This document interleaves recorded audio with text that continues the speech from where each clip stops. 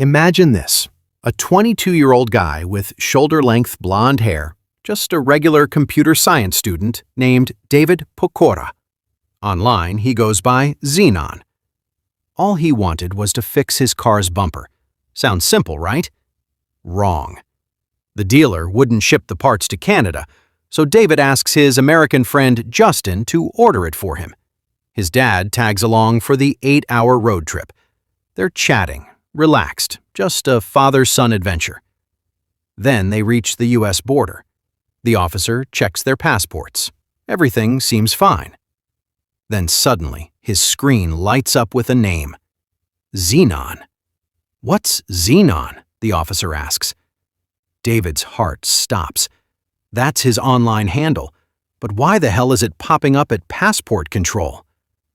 Within seconds, armed agents in dark uniforms surround the car, weapons drawn, commands shouted.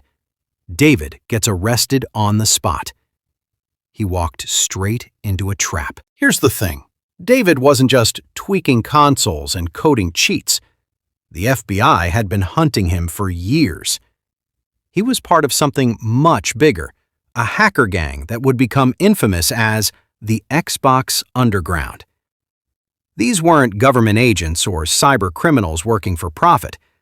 They were just teenagers, kids who pulled off one of the most unprecedented series of cyber attacks in history, targeting some of the biggest tech companies on the planet. Microsoft, EA, Activision, Blizzard, Valve, even U.S. military servers. They stole thousands of login credentials, hijacked source code of unreleased games, and hacked into confidential military simulations. And sometimes, they didn't even make money from it. They just wanted to play games before anyone else could. David was practically destined for this. While still in elementary school, he built his own web browser, just taught himself how to code, no big deal. Then, in 2001, everything changed. The original Xbox dropped. That chunky black and green beast with its ridiculously oversized controller. For David, it wasn't just a gaming console. It was a technological marvel begging to be explored.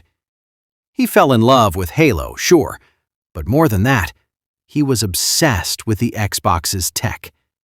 He joined the rapidly growing online community of like-minded nerds who cracked their consoles, installed custom software, streamed music, even got Nintendo games running on Xbox hardware. David was exceptionally talented. He quickly gained street cred in the scene, writing programs that could tweak Halo's physics and weather systems. Then 2005 arrived, and Microsoft released the Xbox 360. This time, Microsoft had learned from their mistakes. To hack this bad boy, you needed a development kit, a special console with extra features exclusively for developers. These dev kits were impossible to get. Developers had to be verified by Microsoft. For everyone else, strictly off-limits.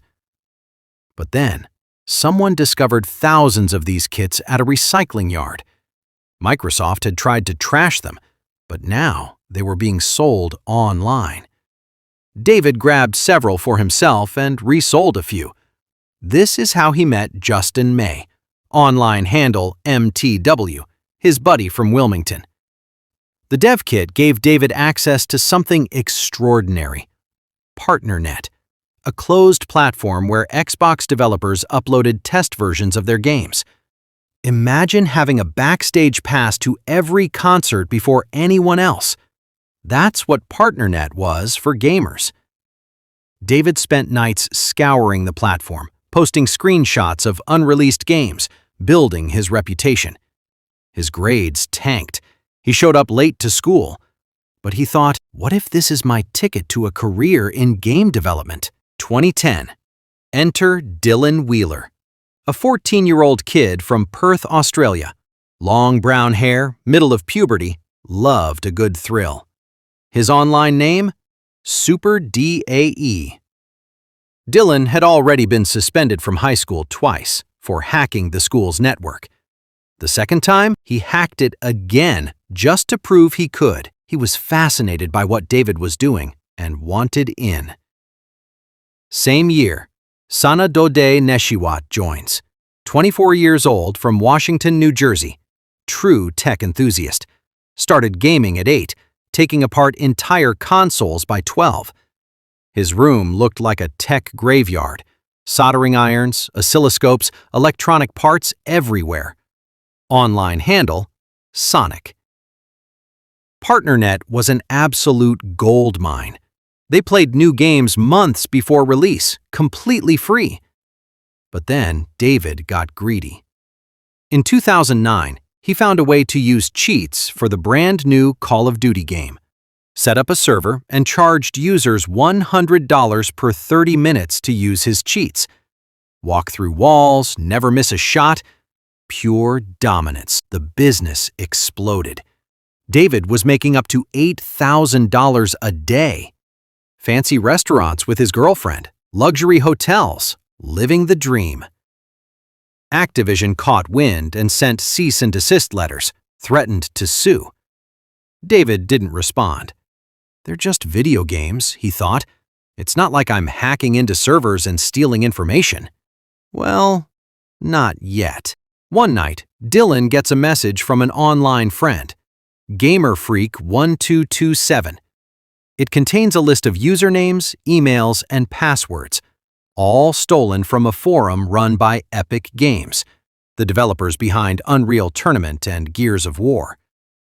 Dylan finds the login credentials of an IT employee. He wonders, does this person use the same password elsewhere? He tries the employee's Gmail account. It works. Inside the inbox, he finds another password, admin060606. It gives him access to Epic Games' internal network. Dylan messages David immediately. David is hooked. He sets himself some limits, though. No looking at customer data or credit cards, only interested in games. For months, they rummage through Epic's servers, hunting for treasures. And then they find it. An early build of Gears of War 3, complete with source code. One of the most anticipated games of the year, months before release. They can't believe their luck. They message Sanad, who has a hacked modem that can cover his IP address. He logs in and downloads the files, hundreds of gigabytes. Stays up all night. He burns the data onto 8 Blu-rays and mails them to David, writing wedding videos on the package. David receives it, tries the game. The build is raw, missing textures, barely playable. He sends copies to the others, including Justin. Days later, the game appears online as a public download. Headlines everywhere. Gaming news sites explode. Epic Games confirms the leak and warns people not to download it.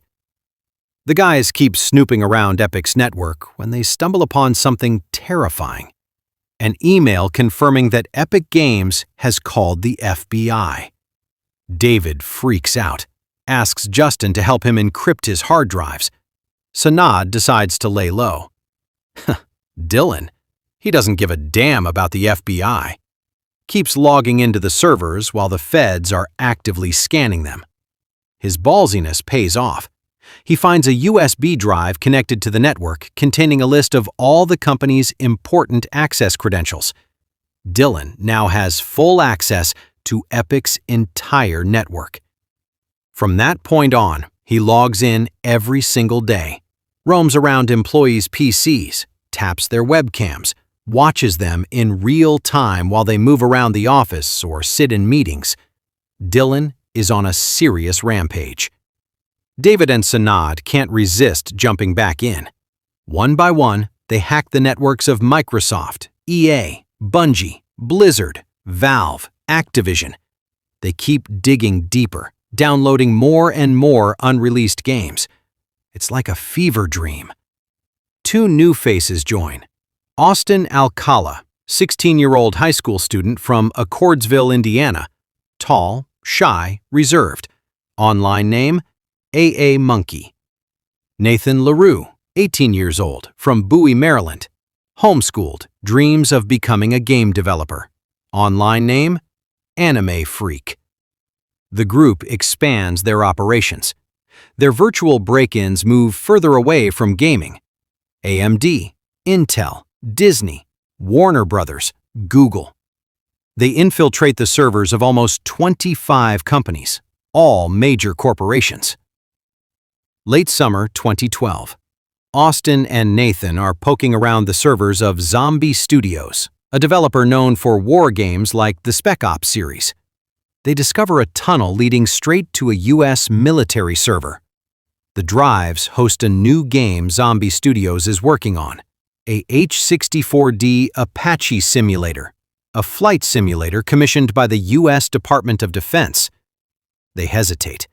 This is bigger than anything they've found so far, much more dangerous. But curiosity wins. They download the game. The group is at its peak. They've been active for over 2 years, gone places no one else could. The core team: David, Dylan, Sanad, Austin, Nathan. With others loosely involved, they're almost a dozen strong. They're fully aware that everything they've done could land them in jail, but they can't stop. They joke about what they'd call their gang in prison. Xbox Underground sounds pretty badass. They laugh at the idea, but not for much longer. Remember Justin, David's friend from Wilmington who bought that dev kit years ago? He was directly involved in many operations. Some suspected he was the one who leaked Gears of War 3 online. Justin was less cautious than David. In 2010, he attended PAX East, a video game convention in Boston. Others in the group asked if he could hack into one of the networks on site. He tries, but can't find a breach. Not ready to give up, he walks around and finds the stand of a small developer called Atomic Games, showcasing a new shooter called Breach. Justin waits until an employee heads to the bathroom, sneaks behind the stand, and tries to download the game onto his laptop. The employee comes back early.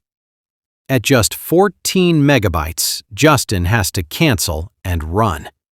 2 Atomic employees chase him down and catch him. They take him to the police. During arrest, Justin tries to bribe the officers with $100. During interrogation, he openly admits he was trying to steal the game. He repeatedly mentions names of people bigger than himself.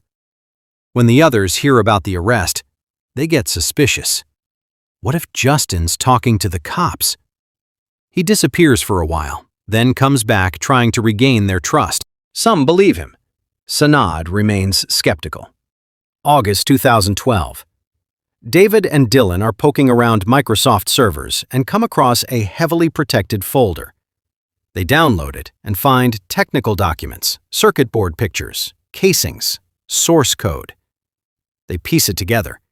They've found the plans for the upcoming Xbox console.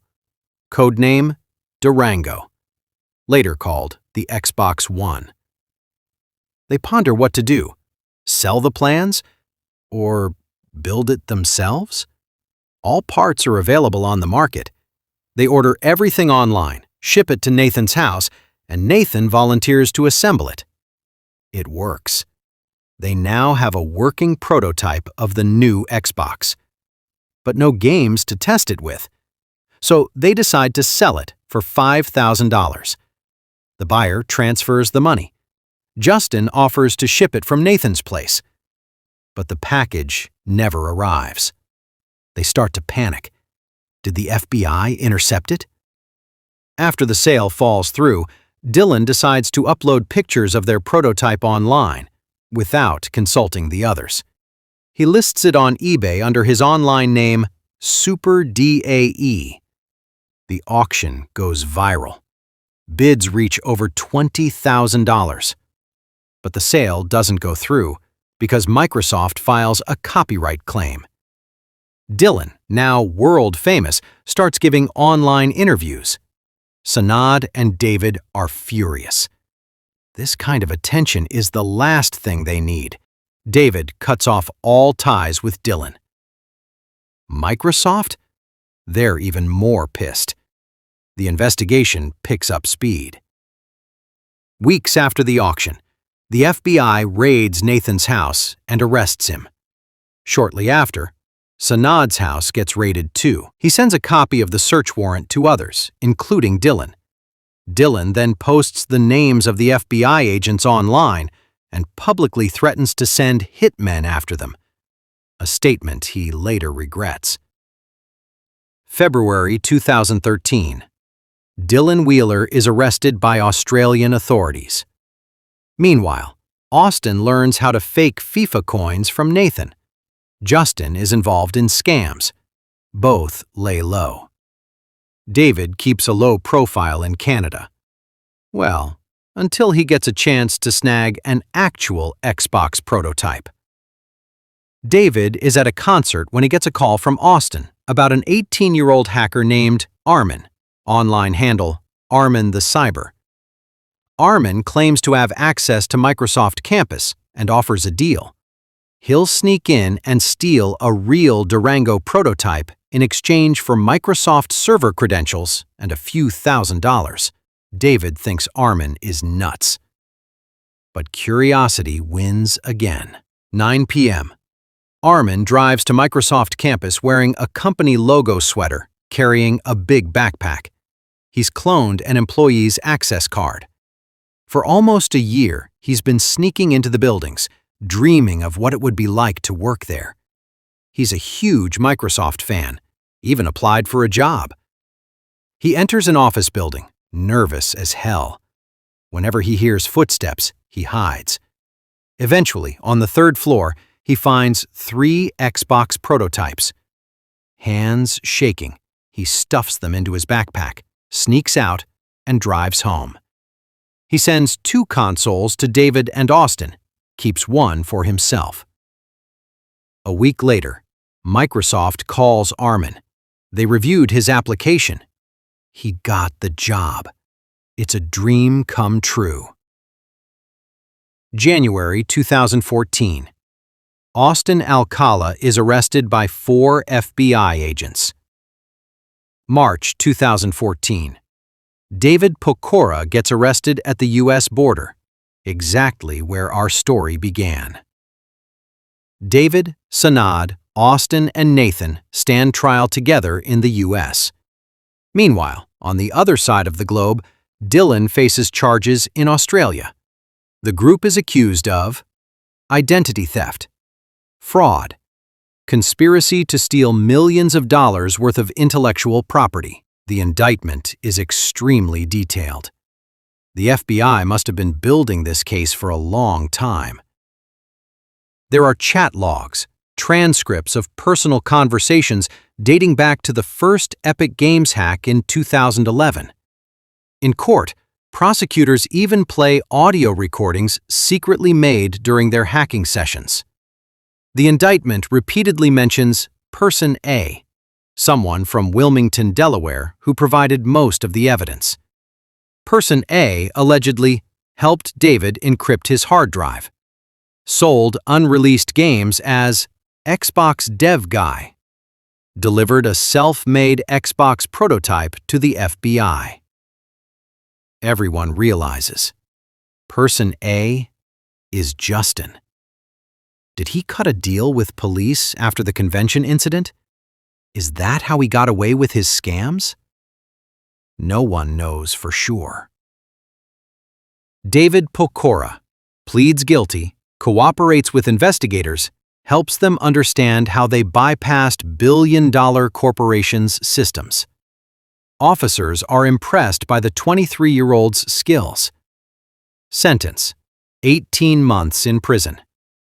After release, he finishes college and starts working for cybersecurity firms.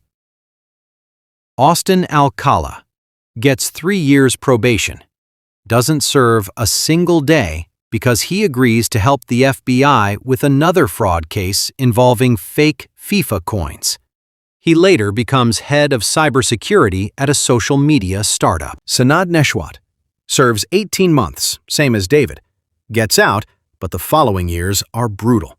Works at a vape store, goes to college, but his probation officer bans him from using computers and constantly harasses him. Everything I would ever ask her would always be a no. She would come up with the craziest reasons. Sanad becomes isolated, slips into depression, turns to drugs. His probation officer sees this as a violation. A judge sentences him to another 9 months behind bars. In 2019, his probation ends. For the first time in years, he's allowed to use a computer. He's now clean and living with his sister. Nathan LaRue, terrified of going to jail. One of the youngest in the group, gentle person, least involved in the hacks. Applies for bail, gets an ankle monitor, stays with his parents. But the thought of prison eats him alive. One day, he cuts off the ankle monitor and tries to flee to Canada. Police catch him at the border checkpoint. Nathan panics, jumps out of the car, runs across the bridge. Cops catch him. He's desperate, considers jumping off the bridge, then pulls out a knife and injures himself until he collapses. He survives, immediately taken back to jail. Sentence: 2 years. Shortly before release, Nathan comes out as trans, now Holly. The time in prison was awful. Just a year after release, Holly takes their own life. Dylan Wheeler, the only one who pleads not guilty. They tried to hit me with everything when it wasn't everything I did. They put a lot of false charges on me. This leads to court cases dragging on for over 3 years. He's ordered to surrender his passport. Instead, he heads to the airport and flies to the Czech Republic. He has Czech citizenship through his mother. Shortly after Dylan's escape, his mother is sentenced to 18 months in prison for aiding him. Dylan claims she neither drove him to the airport nor sent him money. It's the harsh reality. Someone's got to go down for something. Dylan moves to the UK, establishes a cybersecurity firm, gives talks on security topics. I'm not hiding because I'm not doing anything wrong. I did something when I was a kid, an underage teenager. It was wrong. I learned from that. March 2020. Dylan shuts down his company. There's been no trace of him since. Just in May. In 2017, when almost all members had served their sentences, police finally arrest Justin. Authorities seize a brand new BMW and nearly $440,000 in cash. 2021. Convicted of fraud, fencing, tax evasion, and money laundering. Sentence: almost 8 years in prison and fined $4 million. The Xbox Underground story is a reminder of how thin the line is between genius and crime, between curiosity and catastrophe. These weren't hardened criminals. They were kids, brilliant, reckless, driven by curiosity and the thrill of being first. Some rebuilt their lives. Some never recovered. One didn't survive. And somewhere out there, Dylan Wheeler, the kid who once hacked his high school network twice just to prove he could, has vanished into the digital shadows. The question remains, was it worth it? This story is based on the fabulous Wired article and a double episode of the highly recommendable podcast Darknet Diaries.